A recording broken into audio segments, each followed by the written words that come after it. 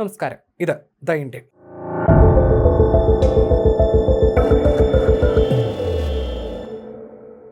India പല രംഗത്തും വലിയ നേട്ടങ്ങൾ കുറിച്ച് മുന്നേറുകയാണ്. അത് ബഹിരാകാശ മേഖലയിലാകട്ടെ, പ്രതിരോധ രംഗത്താകട്ടെ, അങ്ങനെ പലയിടത്തും 10-15 വർഷം മുൻപുണ്ടായിരുന്ന ഇന്ത്യ അല്ല എന്നുള്ളത്. നമ്മൾ ഒരുപാട് ദൂരം മുന്നോട്ട് സഞ്ചരിച്ചു. എന്നാൽ ഇതിനിടയിലും ആശങ്കപ്പെടുന്ന ചില റിപ്പോർട്ടുകളും പുറത്തു വരുന്നുണ്ട്. 2050 ഇന്ത്യയിൽ 60 വയസ്സിന് മുകളിലുള്ളവരുടെ എണ്ണം 34.7 കോടിയായി ഉയരുമെന്നാണ് പുതിയ പഠനത്തിൽ പറയുന്നത്. അതായത് രാജ്യത്തെ 5-1 മുതിർന്ന പൗരനായിരിക്കും. ഇവരിൽ 70% പേരും ഗ്രാമീണ മേഖലകളിലായിരിക്കും കഴിയുക. ട്രാൻസ്ഫോം റൂറൽ ഇന്ത്യ തങ്ങളുടെ ഇന്ത്യ റൂറൽ കൊളോക്യുവേദിയിൽ പുറത്തിറക്കിയ demographic transition evolving families and the future of the care ecosystem in rural India എന്ന പഠനത്തിലാണ് ഈ വിവരങ്ങൾ വെളിപ്പെടുത്തിയിരിക്കുന്നത്.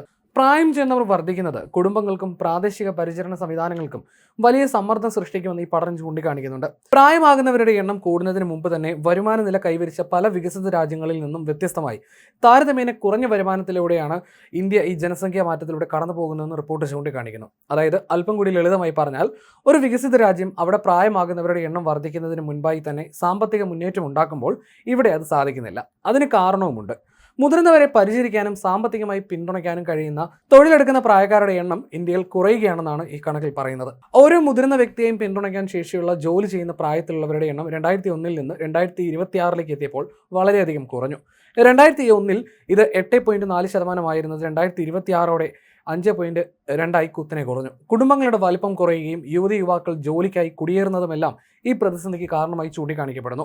നിലവിൽ മുതിർന്ന ആളുകൾക്കുള്ള പരിചരണത്തിന്റെ 94% വീടുകൾക്കുള്ളിൽ തന്നെയാണ് നൽകപ്പെടുന്നത്. ഇതിൽ വലിയൊരു പങ്ക് ഭാരവും പേറുന്നത് സ്ത്രീകളാണ്. പുരുഷന്മാർ പ്രതിദിനം 56 മിനിറ്റ് മാത്രം സൗജന്യ പരിചരണ ജോലികൾക്കായി ചെലവഴിക്കുമ്പോൾ സ്ത്രീകൾ ഇതിനായി ഏകദേശം 305 മിനിറ്റോളമാണ് ചെലവഴിക്കുന്നത്. അതായത് 5 മണിക്കൂറിലധികം. ഇത് തൊഴിൽ മേഖലയിലെ സ്ത്രീ പങ്കാളിത്തത്തെ ദോഷകരമായി ബാധിക്കുന്നു. കൂടാതെ കാലാവസ്ഥാ വ്യതിയാനങ്ങളും സ്ത്രീകളുടെ വേതനമില്ലാത്ത തൊഴിൽ ഭാരവും വർദ്ധിപ്പിക്കുന്നുണ്ട്. അങ്ങനെ സ്ത്രീകളിലൂടെ ലഭിക്കേണ്ടുന്ന സാമ്പത്തിക മുന്നേറ്റം ഈ സമൂഹത്തിൽ ഇല്ലാതെയാകുന്നു. ഇത് നമ്മുടെ വരുമാനത്തെയും സാരമായി തന്നെ ബാധിക്കും. അതോടൊപ്പം ഇന്ത്യക്കാരുടെ രോഗാവസ്ഥയുടെ സ്വഭാവം മാറുന്നുണ്ട്. പ്രമേഹം, ഹൃദ്രോഗങ്ങൾ, അർബുദമടക്കമുള്ള രോഗങ്ങൾ രാജ്യത്തെ ആകെ മരണങ്ങളുടെ 2/3 കാരണമാകുന്നുണ്ട്. അകാല മരണത്തേക്കാൾ ദീർഘകാല വൈകല്യങ്ങളോടും വിട്ടുമാറാത്ത രോഗങ്ങളോടും കൂടി ആളുകൾ കൂടുതൽ കാലം ജീവിക്കുന്നതാണ് പുതിയ സാഹചര്യം. എന്നാൽ ഇത്തരം പ്രതിസന്ധി നേരിടുമ്പോൾ അതിനെ പരിഹരിക്കാൻ തക്കതായ മാർഗവും ഈ പഠനത്തിൽ ചൂണ്ടിക്കാണിക്കുന്നുണ്ട്.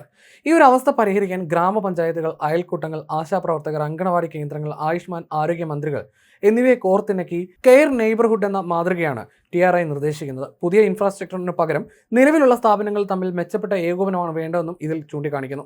കൂടാതെ ഇന്ത്യയുടെ GDPയുടെ 2% കെയർ എക്കണോമിയിൽ നിക്ഷേപിച്ചാൽ ഗ്രാമീണ മേഖലയിലെ സ്ത്രീകൾക്ക് മുൻഗണന നൽകുന്ന 1.1 കോടിയോളം പുതിയ തൊഴിലവസരങ്ങൾ സൃഷ്ടിക്കാൻ സാധിക്കുമെന്നും ഈ പഠനം വിലയിരുത്തുന്നു. ആളുകളുടെ ജീവൻ നിലനിർത്തുന്നതിൽ ഇന്ത്യ വലിയ പുരോഗതി കൈവരിച്ചിട്ടുണ്ടെങ്കിലും ഇനി ആളുകൾ കൂടുതൽ കാലം നന്നായി ജീവിക്കാൻ സാധിക്കുന്നു എന്ന് ഉറപ്പാക്കുകയാണ് അടുത്ത വെല്ലുവിളി എന്നതാണ് ട്രാൻസ്ഫോം റൂറൽ ഇന്ത്യയുടെ പ്രാക്ടീസ് ഡയറക്ടർ ശ്യാമൽ സാന്ദ്ര അഭിപ്രായപ്പെട്ടത്. മുതിർന്നവരുമായി ആശുപത്രിയിലെത്തുന്ന ആശുപത്രി അധിഷ്ഠിതമായ ഒരു പരിചരണത്തിനപ്പുറം ഒരു പങ്കാളിത്ത സാമൂഹ്യ ചുമതലയായി മാറ്റുകയും ഗ്രാമീണ സ്ഥാപനങ്ങളെ പൊതുവായ ഒരു പരിചരണ ലക്ഷ്യത്തിലൂടെ ബന്ധിപ്പിച്ച് പ്രാദേശിക ഭരണകൂടങ്ങളെ ശാക്തീകരിക്കുകയും വേണമെന്നും അദ്ദേഹം ചൂണ്ടിക്കാട്ടുന്നു.